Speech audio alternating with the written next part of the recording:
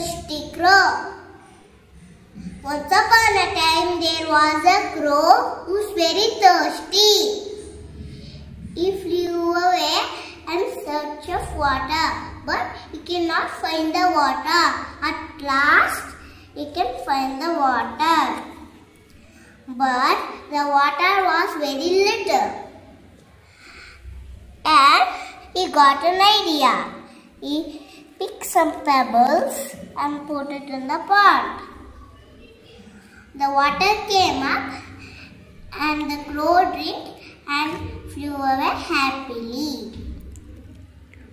Thank you.